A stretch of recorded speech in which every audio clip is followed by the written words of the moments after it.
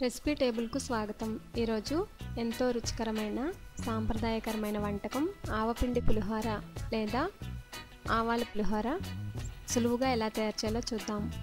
కావలసిన పదార్థాలు: పలుకుగా ఉన్న వార్చిన అన్నం 1/2 కేజీ, పల్లీలు 3 టేబుల్ స్పూన్స్, పచ్చిశనగపప్పు 2 టేబుల్ స్పూన్స్, సాయమినపప్పు 1.5 టేబుల్ స్పూన్, ఆవాలు 1/2 టేబుల్ స్పూన్, కరివేపాకు 4 రెమ్మలు, పచ్చిమిరపకాయలు 6, నువ్వులు 1 టేబుల్ స్పూన్, చాప్ చేసుకున్న అల్లం 2 ఇంచులు చిన్న చిన్న ముక్కలుగా కట్ చేసుకోవాలి, ఎండుమిరపకాయలు 3, ఉప్పు రుచికి సరిపడినంత, ఇంగువ 1/6 టేబుల్ స్పూన్, నూనె 3 లేదా 4 టేబుల్ స్పూన్స్, కొత్తిమీర చిన్న కట్ట, పసుపు 1/2 టేబుల్ స్పూన్, ఉడికించిన చింతపండు గుజ్జు 2 టేబుల్ స్పూన్స్, ఆవాలు పేస్ట్ కోసం 1 టేబుల్ స్పూన్. ఇలా మెత్తగా పేస్ట్ చేసుకుని సిద్ధం చేసుకోవాలి. ఇప్పుడు ప్రిపరేషన్ ఎలాగో చూద్దాం. ముందుగా ఒక కడాయిలో ఆయిల్ వేసుకుని ఆయిల్ హీట్ అయిన తర్వాత వేరుశనగకాయలను వేసుకుని 1 నిమిషం పాటు ఫ్రై చేసుకోవాలి. ముందుగా వేరుశనగకాయలు వేయడం వల్ల అవి ఫ్రై అవుతాయి కాబట్టి అవి వేసామన్నమాట. తర్వాత పచ్చిశనగపప్పును వేసుకుని మరొక నిమిషం పాటు పచ్చిశనగపప్పు వేరుశనగ గుళ్ళను వేసుకోవాలి. ఇలా రెండింటిని వేపుకున్న తర్వాత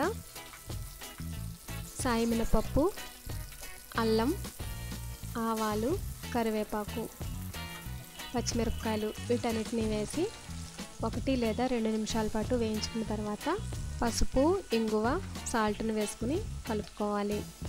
తగినంత సాల్ట్ మాత్రం వేసుకోండి.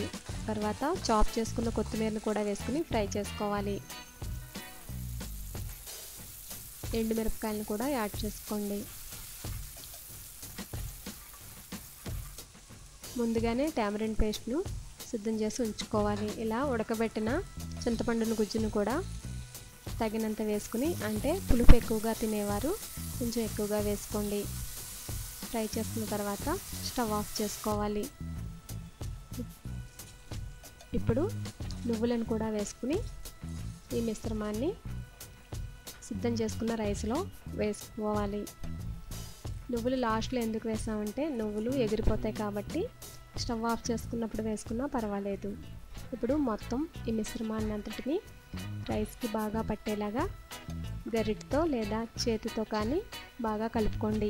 ఇప్పుడు మనం ముందుగా సిద్ధం చేసి ఉంచుకున్న ఆవాల పేస్టును కూడా వేసుకుని మొత్తం ఈ మిశ్రమానికి బాగా పట్టేలాగా కలుపుకోండి. చేతితో అయితే మిశ్రమానం బాగా పడుతుంది కాబట్టి చేతితో కలుపుకోండి, లేదంటే ముద్దలుగా ఉండిపోతుంది. చూసారు కదా ఆవపిండి పులిహోర. మీరు కూడా ట్రై చేయండి. ఇది ఎంతో రుచికరంగా ఉంటుంది.